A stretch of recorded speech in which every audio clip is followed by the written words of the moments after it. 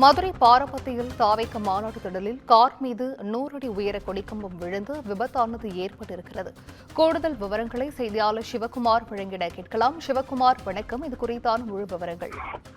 தாவேக கட்சி தரப்புல முதல் மாநில மாநாடானது விக்கிரவாண்டியில கடந்த 1.5 வருடங்களுக்கு முன்பு நடைபெற்றது. ஏறத்தாழ 8 லட்சம் பேர் வரைக்கும் அதுல கலந்துகிட்டாங்க அப்படின்னு சொல்லி கலந்துகிட்ட நேரத்துல தென்மண்டலத்தை மையப்படுத்தி 2வது மாநில மாநாடானது நடைபெறும் அப்படின்னு சொல்லி கடந்த சில மாதங்களுக்கு முன்பு விஜய் தெரிவிச்சிருந்தாரு. இதனை அடுத்து பாத்தீங்கன்னா மதுரை தூத்துக்குடி நெடுஞ்சாலையில் இருக்கிற பாரபத்தி அப்படிங்கிற பகுதியில இந்த மாநாடானது நடைபெறும் அப்படின்னு சொல்லி அறிவிக்கப்பட்டு அதன் அடிப்படையில உண்டான வேலைகள் நடைபெற்று இருந்தது. அதாவது பாத்தீங்கன்னா 200 அடி உயர மேடை, அதே மாதிரி 200 அடி நீளத்துக்குள்ள ரேம்ப் வாக் உள்ளிட்ட பல்வேறு கட்ட நடவடிக்கைகள் எடுக்கப்பட்டு அதன் அடிப்படையில அந்த பணிகளானது நடைபெறும் அப்படின்னு சொல்லி அறிவிக்கப்பட்டிருந்த நிலையில கடந்த ஒரு வருடத்துக்கு முன்பு என்னன்னு பாத்தீங்கன்னா இதுக்கு உண்டான பந்தக்கால் நடு பூஜை அதே மாதிரி எல்லாமே அதாவது பூஜைகள் நடைபெற்று அதன் அடிப்படையில் வேலைகள் நடைபெற்று இருந்தது. அதற்கு உண்டான பணிகள் எல்லாமே முடிவடைந்து ஏறத்தாழ 8 லட்சம் பேர் வரைக்கும் நாங்க வருவோம் அதை எதிர்பார்க்கறாங்க. அதனால 500 ஏக்கர் அதுக்கு உண்டான ஏற்பாடுகள் பண்ணியிருந்தாங்க. அதே மாதிரி பாத்தீங்கன்னா 500 ஏக்கர் பரப்பளவுல கொண்ட ஒரு இடத்தை தேர்ந்தெடுத்து வரக்கூடிய வாகனங்கள் செல்லணும் அப்படின்னு சொல்லி அதுக்கு உண்டான இடமும் ஒதுக்கி இருந்தாங்க. முதல்ல ஆகஸ்ட் 24ஆம் தேதி நடைபெறும் அப்படின்னு அறிவிக்கப்பட்டிருந்த நிலையில காவல்துறையினர் விநாயகர் சதுர்த்தியை ஒட்டி உள்ள தினங்கள்ல வர்றதால எங்களுக்கு அதுல பண்ண முடியாது அப்படின்னு சொல்லி வேற தேதி பொறுப்பை சொல்லியிருந்தாங்க. இதனை அடுத்து 21 நடைபெறும் அப்படின்னு சொல்லி அறிவிச்சிருந்தாங்க. இந்நிலையில அதாவது அந்த தமிழக வெற்றி கழகத்தோட கட்சி கொடியை 100 அடி உயர கம்பத்துல நடுவோம் அப்படின்னு சொல்லி பண்ணி அதன் அடிப்படையில அதற்கு உண்டான பணிகள் நடைபெற்று இருந்தது. 5 அடி ஆழத்துக்கு குழிகள் தோண்டப்பட்டு அதுல கான்கிரீட் அமைக்கப்பட்டு அதன் அடிப்படையில் அந்த கொடிகளானது அந்த ஒரு கொடியானது அமைக்கப்பட்டிருந்தது. இந்நிலையில இன்று காலை பாத்தீங்கன்னா அதற்கு உண்டான ஏற்பாடுகள் எல்லாம் முடிஞ்சு கடாவட்டி பூஜை உள்ளிட்ட பல்வேறு பூஜைகள் நடைபெற்று அதன் அடிப்படையில அந்த இது எல்லாமே நடந்திருந்தது. இந்நிலையில அந்த 100 அடி கொடிக்கம்பமானது அதாவது மதுரை மாநாட்டில் விஜய் கொடியேற்றுவதற்காக வைக்கப்பட்டிருந்த 100 அடி கொடிக்கம்பமானது திடீர்னு அருகில் இருந்த கார் மீது விழுந்து கார் நொறுங்கிடுச்சு. அதாவது தாவேக மாநாட்டுக்கு உண்டான 100 அடி கொடிக்கம்பம் தற்போது அந்த விபத்துக்குள்ளான காரின் மீது விழுந்ததுல அந்த கார் முற்றிலும் சேதமடைஞ்சிருக்குது. நல்வாய்ப்பாக காருக்குள்ள யாரும் இல்லாததால எந்த ஒரு உயிரிழப்பும் இல்லாத ஒரு சூழ்நிலை தான் நிலவி இருக்குது. பொதுவாக கொடிக்கம்பங்கள் வைக்கப்படும் போது அந்த 100 அடி உயர கொடிக்கம்பம் வைத்தாலும் அதற்குன்னு உள்ள ஒரு சில விதிமுறைகள் கடைபிடிக்கப்படணும். எப்படின்னு பாத்தீங்கன்னா சாதாரண ஒரு 20 அடி கொடிக்கம்பத்துக்கே 4 அடிக்கு குறையாம கான்கிரீட்டுகள் அமைக்கப்படணும் அப்படிங்கிறது தான் விதி. ஆனா 100 அடி உயர கொடிக்கம்பத்துக்கு 5 அடி ஆழத்துக்கு கான்கிரீட் அமைக்கப்பட்டு அதுல இந்த கொடி அமைக்கப்பட்டு அந்த கொடிக்கம்பம் நடப்பட்ட நிலையில அது முற்றிலும் சாய்ந்து தற்போது அந்த பக்கத்துல இருந்த எல்லாருக்குமே ஒரு அதிர்ச்சி ஏற்படுத்தி இருக்குது. இன்னைக்கு காலையில கட்சியோட பொதுச் செயலாளர் புஷி ஆனந்த் இந்த பணிகளை மேற்கொண்டு அதன் அடிப்படையில நடைபெற்று இருந்த நிலையில தான் தற்போது இந்த கொடிக்கம்பமானது சாஞ்சி இந்த விபத்தானது ஏற்பட்டிருக்குது. அதாவது நாளை நடைபெற உள்ள நாளைக்கு ஓரிரு தினங்கள் நடைபெற உள்ள இந்த பிரச்சனை அதாவது இந்த மாநாட்டுக்கு அதிக அளவுல ஏற்பாடுகள் மிக தீவிரமா நடைபெற்று இருந்ததுங்க.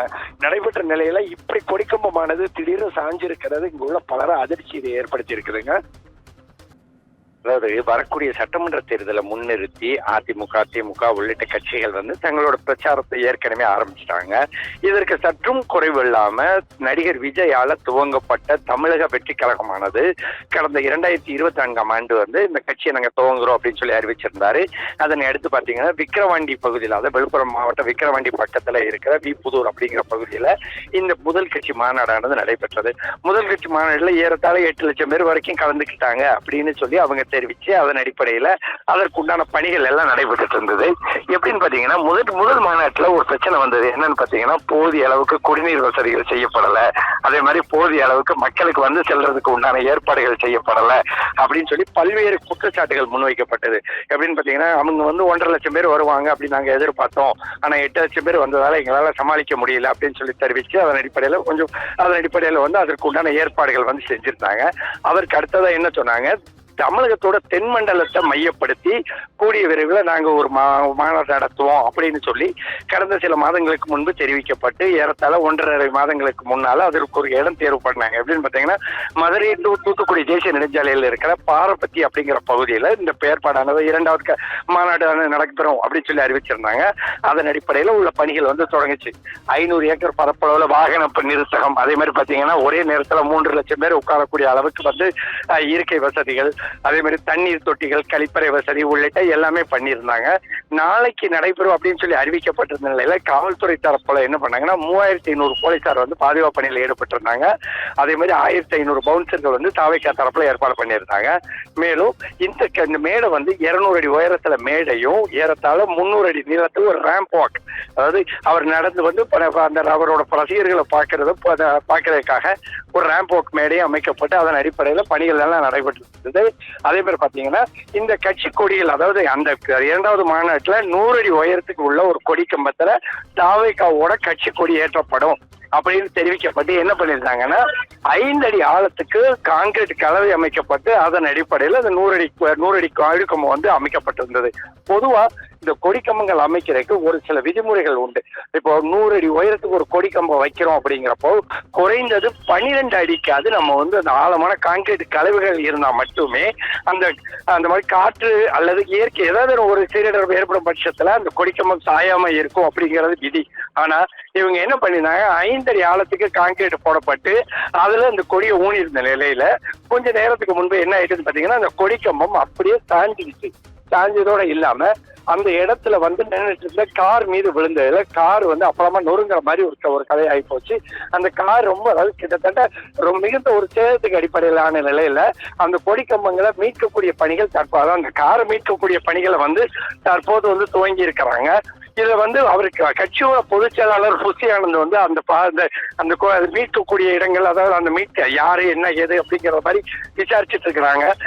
அதாவது 2வது மாநில மாநாட்டுல எந்த பிரச்சனையும் வராது அப்படின்னு தெரிவிச்சிருந்த ஒரு சூழ்நிலையில முதல் கட்டமா நாளை நடைபெற இருக்கக்கூடிய நேரத்துல தற்போது அந்த கொடிக்கம்பம் வந்து சாஞ்சிருக்கிறது விஜய் ரசிகர்கள் மத்தியில ஒரு அதிர்ச்சியை ஏற்படுத்தி இருக்குது. பொதுவா இந்த மாதிரி, அதாவது மக்கள் வந்து செல்லக்கூடிய பகுதிகளில் கொடிக்கம்பங்கள் வைக்கிறதுக்கு, அதாவது சாதாரண கொடிக்கம்பங்கள் வைக்கிறதுக்கு அனுமதி இல்லை அப்படின்னு சொல்லி உயர்நீதிமன்றம் வந்து தீர்ப்பு கொடுத்திருக்கிற ஒரு நிலையில ஒரு மாநாட்டுக்காக 500 ஏக்கர்ல பரப்பளவில் பிடிக்கப்பட்ட ஒரு இடத்துல 500 அடி உயரத்துக்கு உள்ள கொடிக்கம்பங்களை அமைச்சு அதன் அடிப்படையில் தற்போது விபத்து ஏற்பட்டிருக்கிறது குறிப்பிடத்தக்கது.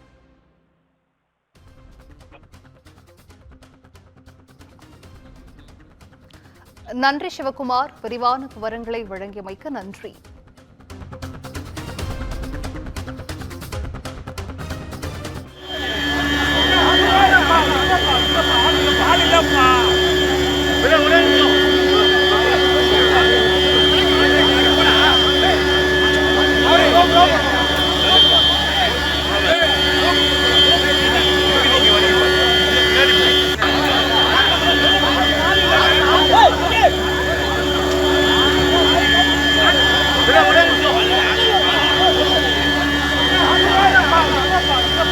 Hadi yapma.